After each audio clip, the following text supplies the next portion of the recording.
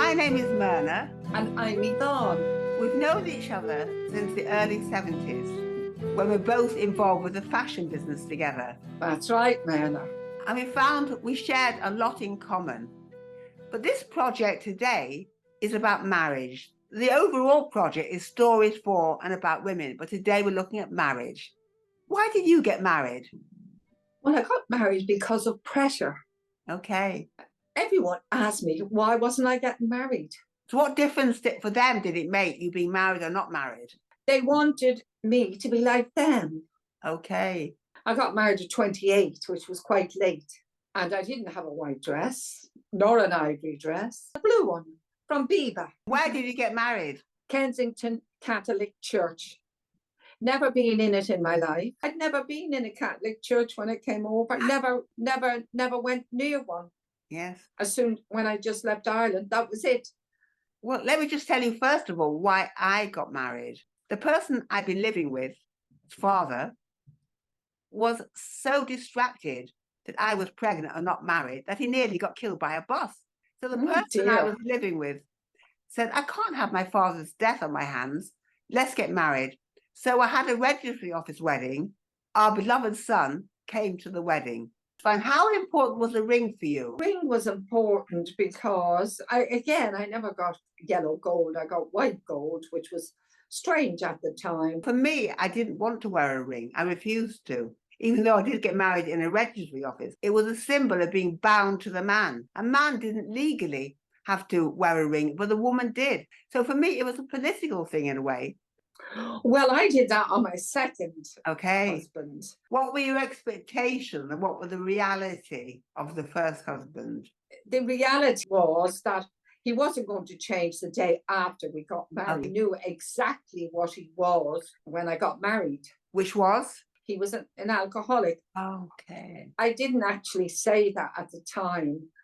It was when I was married, it really got worse. It wasn't his fault, so I didn't blame him for drinking, but he wouldn't eat. He had all these other friends that were more important because they were all men than me or any of the women within that group. Yeah. They were inferior, the men used to, because we were quite a group. Yes. Of people and all living in Earl's Court. We weren't treated very well. The women weren't?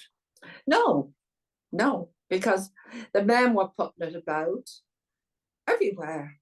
Putting it about, yes. Yes, sleeping around. We couldn't. We just didn't. Because you'd never get married then, would you? Were you fond of the first husband? Oh, of course. But I wasn't madly in love with him. I was very fond of him because he was Irish and we were the same religion. But I want to just say something else about the pressure.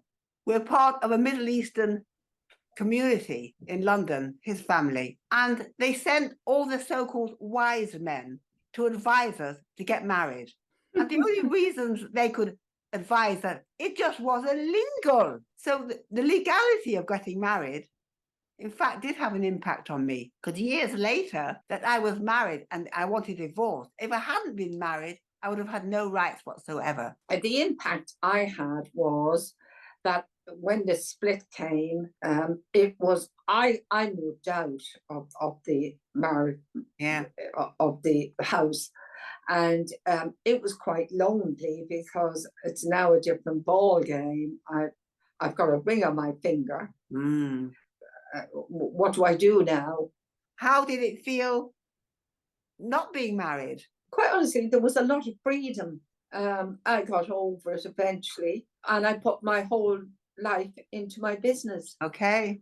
I wanted to get better and better in developing myself. And then I realized I was a very independent woman, and then loved me, but they wanted to change me. Okay. You and I share a lot of entrepreneurial creativity, that you had your own business and so did I. Yes. But my business, in a way, I let the man handle the money But don't forget, it was a business venture. So the person I was with happened to be a man. Oh, you were in Yes. business with him. I Yes. wasn't. So, but Mm. somehow, even though the business wouldn't have existed without us, we were the creative force of women, we somehow gave the power to him to dish out the money. I had very little money in those days. Anytime I went to any wholesalers with a person who was my partner at the time, Ruthie, the moment we stepped in the door, they would assume we were thieves because it was 99.9% men. Yes. They would follow us around, yes, checking out whether we're stealing. And then we hold up the cash in our hands and say, we were going to buy from you, but you're so rude, we're not going to bother. But it was so male. All male. Yes, that's right. That was quite common. But of course, when you got into the shop or went to the back of the shop, you were lucky to get out. You had to get out fast because they would flash. What do you mean flash? Flash. They would take out their whole innings. They would take their penis out. Yes. And show very it quickly. And you think, what happened there? You know. On the wall, there were always photos of nude ladies, naked ladies. And we had to be there and we had to laugh at it. We had to pretend it was okay, it was fun. But it was slightly aggressive and offensive. And many of the men in these places would try and touch you up. But it was even worse in the car places because they had 3 or 4 men. The minute you walked in, oh, here she comes, here she comes. That's what you got. Yes. You know, and they were eyeing you up and they're thinking, oh, she's not bad. And all around was photos of women on the, and it was embarrassing. So you and I have lived through the rise of the feminist movement, the time of the pill coming out, and how it implied sexual freedom. How did that impact on you, Yvonne? Beginning when the pill came out, it's dawned on me. Women went crazy. In what way? They went totally crazy with sex. They had freedom. Okay. That's what happened. It was the beginning of women being free. It was like a wave in the sea coming through. Still, we had the freedom to have sex, but still the power rested with the man. If a woman got pregnant, it was always the woman was blamed, not the man. Yes, always. That's right. How do you feel about women's rights now, or what's happening now, Yvonne, about women and abortion in America? They just have to fight their corner, just like what we did. This is typical of what we said years ago. 40 years ago, women will lose their rights. They've got to watch it every time.